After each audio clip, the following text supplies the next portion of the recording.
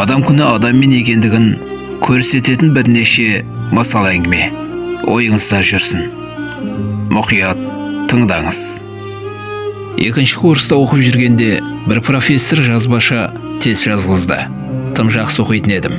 Сондықтан соңғы сұрағының басқасына лезде жауап жаздым. Соңғы сұрақ: институттағы біздің корпусты шуатын әйелдің аты кім еді? Әзіліме деп ойладым. Ол әйелдің еден жуып жүргенін бірнеше рет көргенмін. Шаш қара, 50-ден асқан әйел. Оның атын сұрау ойға келіпті ме? Тестімді тапсырдым.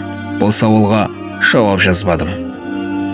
Тест тапсыру уақыты таяп қалғанда бір студент соңғы сұраққа жауап берудің баға қоюға әсері бола ма деп сұрады. Әрине, деді профессор. Сендер қандай жұмысқа тұрсаңдар да көп адаммен араласуға тиіс боласыңдар. Олардың арасында маңызды емесі болмайды. Әрбіріне назар салып, қамқорлық танытып, күнделікті амандасып отыру міндеттерің болады, деді. Осы сабақты өмір бойы ұмытпадым. Еден жуушы абайдың аты Айсара екенін біліп алдым.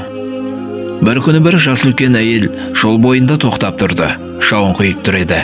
Көлігінің дөңгелегі жарылып, жүруге жарамай қапты. Ол өзі қатты асығыс еді. Қол көтеріп, басқа көлікті тоқтатпақ болып еді, бірдемде малмандай су боп шыға келді. Бір уақытта ескілеу көлік тоқтап, ішінен жас жігіт шықты.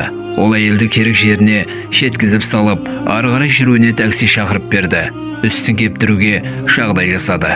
Әйел өте асығыс болса да, жігітке алғысын жаудырып кетті. Аты жөнін сұрап, қайда тұратынын біліп алды. 7 күннен кейін жігіттің есігін делдал қағады. Есік алдында үлкен теледидардың қорабы тұр екен. Оған хат жапсырылыпты.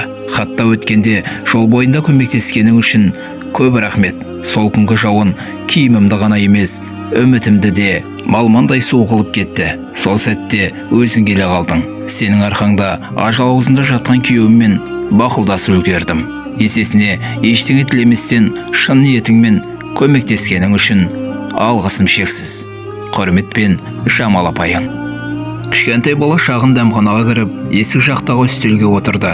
Даяшығы жанына барып, не қалайтынын сұрайды. Шаңға қосылған шоколадты балмұздақ неше тұрады? Деп сұрайды бала. 50 теңге, деп жауап береді даяшы қыз. Бала қалтасынан тиындарын шығарып санай бастайды.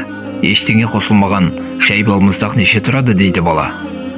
Өзге үстелдерде отырған қонақтар даяшының ашулана бастағанын байқайды. 25 теңге, деп ол қысқа әрі қатқыл дауыспен жауап қатты. Бала тағы да ақшасын санаулап шығады.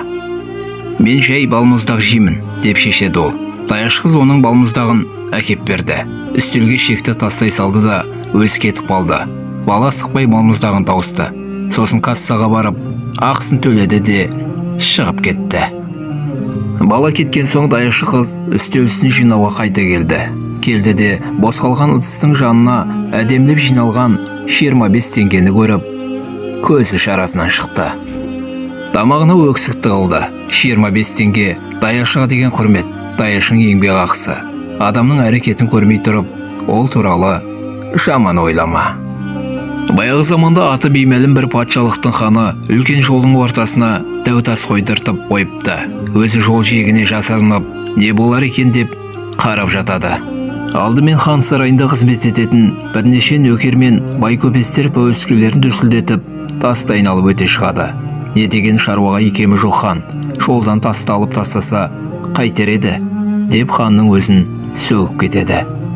Бірақ ешбір бөгеліп тасқа көңіл бөлуді ойламады. Олардан кейін жол бойында шаруа кісі төбе көрсетті. Арқалап алған бір қап көкөнісі бар екен. Дәу тастың жанына келгенде арқасындағы қапты жерге қойды. Тасы жалғыз өзі ары бері қозғалтты. Сөйтіп икеміне қарай жолдың жиегіне тасты әрең дегенде домалатып шығарды. Біраз әуреленсе де тасты жолдан алып тастады. Көкөніс тола қабын қайта иығына салып жатқанда тастың орнында жатқан әмиянға көз түседі. Әмиянның іші тола алтын екен. Оған қоса осы алтынды тасты қозғалтқан адамға сыйлайтыны жазылған ханның хатын тауып алады. Хатты оқыған шаруа көп адам түсіне бермейтін бір ақиқатты түсінеді. Әр кедергі жағдайыңды түзетуге берілген мүмкіндік екен.